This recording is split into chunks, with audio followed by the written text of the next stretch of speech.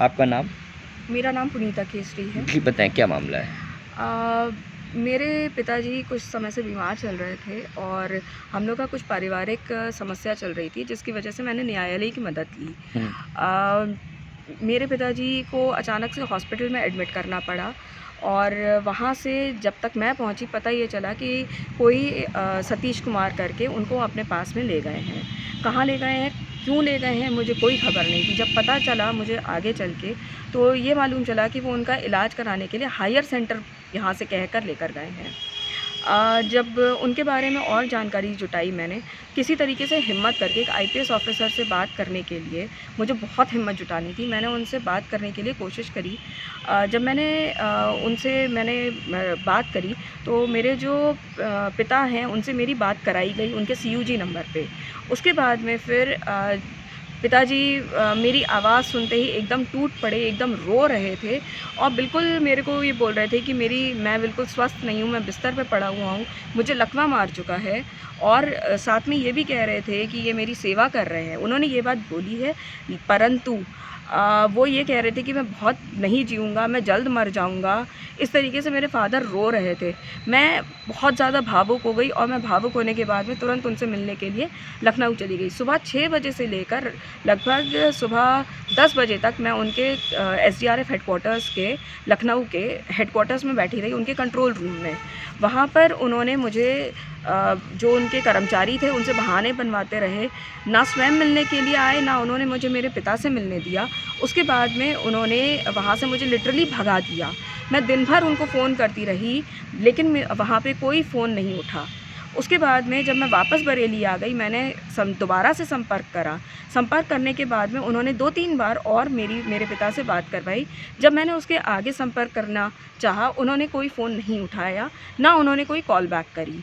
उसके बाद में अचानक से 5 नवंबर को शाम करीबन इस शनिवार को करीबन 7 बजे के करीब मेरे पास में फ़ोन आया डॉक्टर सतीश कुमार आईपीएस का। उन्होंने कहा कि आपके पिता का निधन हो चुका है और जल्द से जल्द आप लोग लखनऊ आ जाइए, यहाँ सारा उनका जो क्रिमेशन का है वो सारा काम यहाँ पे व्यवस्थित तरीके से हो जाएगा, मैंने सब अरेंज कर लिया है। उसके बाद में डॉक्टर सतीश कुमार ये चाहते थे कि हम लोग बस तुरंत यहाँ से निकल आएँ, मैं किसी भी परिवार, किसी भी रिश्तेदार को इन्फॉर्म ना करूँ, ना लेकर आऊँ वहाँ लखनऊ में। और वो बरेली तो बिल्कुल भी मेरे फ़ादर की बॉडी को लाने को तैयार ही नहीं थे। मैं इसलिए लाना चाहती थी अपने फ़ादर की बॉडी को यहाँ बरेली में, क्योंकि उनका यहाँ महानगर में स्वयं बनवाया हुआ रिटायरमेंट के बाद में घर था। मेरे फ़ादर प्रिंसिपल साइंटिस्ट IVRI से रिटायर हुए हैं, तो उनकी वाकई में इच्छा थी, वो चाहते थे कि उनका जो भी हो वो सारा का सारा यहीं घर से हो।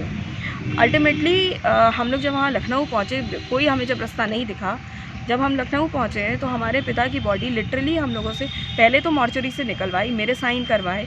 साइन करवाने के बाद में एक पेपर उसमें लिखा हुआ था कि मैं एम्बुलेंस से अपने पिता के शव को लखनऊ से बरेली लेके आ रही हूँ, लेकिन उन्होंने वो पेपर भी अपने पास में रख लिया, मुझे ना उसकी फ़ोटो खींचने दी ना कुछ। और उसके बाद में झगड़ा करके और ये बताते हुए चले, उसी झगड़े में ये बोल पड़े कि एक कोई विल बनी है तो उसके हिसाब से ना मेरे भाई ना मेरा कोई अधिकार बनता है, ना अपने पिता की किसी संपत्ति पे और ना ही मेरे पिता के शव पर। और वो उसके बाद मेरे फ़ादर की बॉडी को उन्होंने एम्बुलेंस में रखवाई। एम्बुलेंस को उन्होंने अपने जो बंदे थे उसमें उन्होंने भरवाई एम्बुलेंस में, और वो एम्बुलेंस वहाँ से मॉर्चरी से निकलवा दी। उसके बाद खुद अपनी गाड़ी में बैठे, जितने उनके संग में ऑफिसर्स आए हुए थे वो लोग गाड़ियों में बैठे और वहाँ से उसके बाद तुरंत भाग गए। हम लोग को इतना बता गए कि बैकुंठ धाम जहाँ पे प्रोग्राम पहले बता रखा था वो वहाँ पर उसके बाद जा रहे हैं, और आपको अगर शामिल होना हो क्रिमेशन में तो आप शामिल हो जाइए। हम लोग जब ये सब 112 वगैरह पे सब पे कांटेक्ट करा तो बाद में पता चला कि सारे के सारे ऑफिसर तो पहले से वहीं मौजूद थे। उसके बाद में फिर मेरे फ़ादर की बॉडी को हमने कहा चलो कोई नहीं, कम से कम हम यहीं लखनऊ में ही सही खुद क्रिमेट कर दें। हम लोग को जो टाइम बताया गया था तुरंत वहाँ जा रहे हैं। हम लोग वहाँ पहुँचे, लगभग वहाँ 3 बजे तक हम लोग रुके हैं। वहाँ पे मेरे फ़ादर की बॉडी तब तक क्रिमेट होने के लिए नहीं आई थी, ना वहाँ कोई उनका व्यक्ति दिखा मुझे, ना वो स्वयं वहाँ मौजूद थे, ना मेरे पिता का शव था। क्या आरोप है और आपने किस किस से शिकायत की है?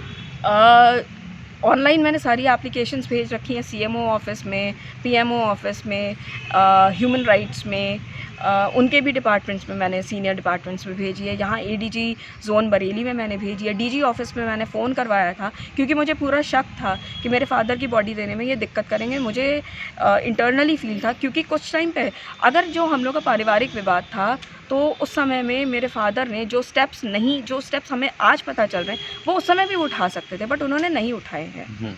तो क्या आरोप क्या है आपका? उन्होंने हत्या करी है मेरे पिताजी की, और उन्होंने जो हमारा रिचुअल्स था, अगर कोई विल भी मेरे फादर बना के गए हैं तो ये कोई भी किसी से भी हक नहीं छीन सकता है कि उसके पिता का शव उसको ना मिले, ना ही वो उसके कोई राइट्स एंड रिचुअल्स में शामिल हो।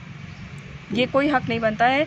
उन्होंने हत्या करवाई है उनकी प्रॉपर्टी को लेकर, ये मेरा पूरा शक है। किसने हत्या करवाई? Doctor Satish Kumar IPS officer, इस समय में वो कमांडिंग ऑफिसर है। और एक चीज़ और है, वो बाराबंकी में जब SSP थे तो उनके SP या SSP थे तो उनके ऊपर करप्शन के चार्जेस लगे थे, गंभीर आरोप, जिसमें वो सस्पेंडेड भी हैं।